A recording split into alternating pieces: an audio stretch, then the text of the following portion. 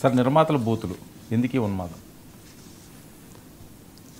అదే మొన్న మనం అంతకుముందు మాట్లాడాం కదా, బన్నీ వాసు బండ్ల గణేష్ మీద మాట్లాడింది. బండ్ల గణేష్ దానికి ఆయన వేరేది ఇచ్చాడు. ఆయన మీద ఆయన ఏం పేరు చేయలేదు. ఆయన మీరేదో ట్వీట్లు పెట్టినా సినిమా పాడు చేస్తారా, నేను చూపిస్తాను, ఇదంతా నాకు ఇది కూడా కాదు, ఇట్లాంటివన్నీ ఏదో చెప్పారు.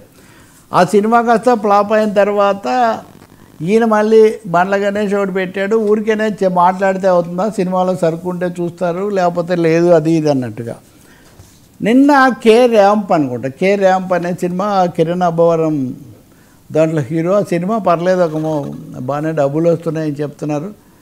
ఆ సినిమా ఫంక్షన్ సక్సెస్ మీట్ లాంటిది నిన్న జరిపారు.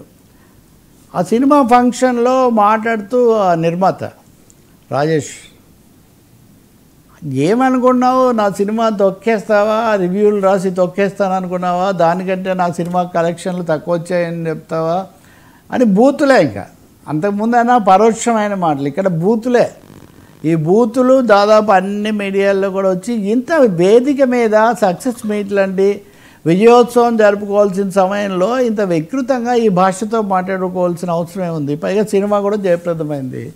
ఎవరో రివ్యూయర్ ఏదో రాస్తే రివ్యూయర్లు అందరూ ఒకటే విధంగా రాయాలని ఎవరైనా శాసించగలరు? అలాగే రివ్యూయర్లు రాస్తేనే సినిమాలు ఫ్లాప్ అయిపోయేటంత పరిస్థితి ఉంది. అలా అయితే చాలామంది నిర్మాతలు ముందుగా మీడియా వాళ్ళని పిలిచి వాళ్ళకి చాలా సంతోషపెట్టి చాలా భారీగా రాయించుకుంటారు. కానీ సక్సెస్ రేట్ ఎంత ఉంటుంది?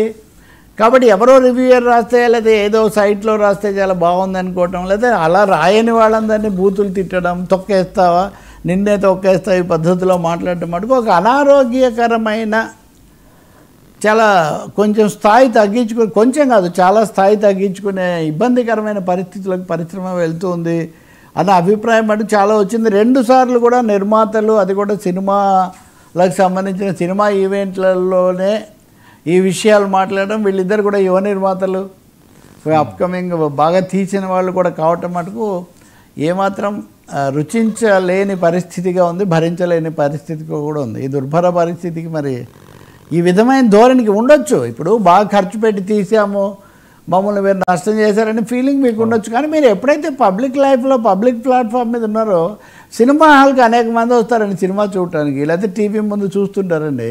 అందులో అనేక మంది అనేకం భావిస్తారు. వీళ్ళు కూడా అంతే కదా, as far as your film is concern.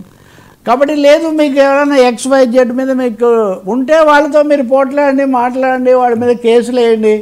కానీ బహిరంగ వేదికల మీద 10 మంది చూసే వాటి మీద ఈ బూతుల్లోకి దిగడము, అది కూడా ఇది ఎలా అంటే అంటురోగంలాగా ఉంటుంది. ఇది ఈ కల్చర్, బ్యాడ్ కల్చర్ అనేది ఒకరు మొదలు పెడితే వాళ్ళని చూసి ఇంకొకరు, వాళ్ళని చూసి ఇంకొకటి వీళ్ళందరూ కూడా మాకు వనరులు ఉన్నాయి, మాకు ఎనర్జీ ఉంది, మాకు శక్తి సామర్థ్యాలు ఉన్నాయి, మేము ఎవరి మీద డిపెండ్ కాలేదని భావించేవాళ్ళు. అదంతా నిజమే కావచ్చు, అదంతా నిజమే. కానీ దాని అర్థం ఇష్టానుసారం మాట్లాడవచ్చు, ఏదేదో శృతి మించొచ్చని కాదు కదా. కాబట్టి ఇది ఇబ్బందికరమైన ఒక పరిస్థితి.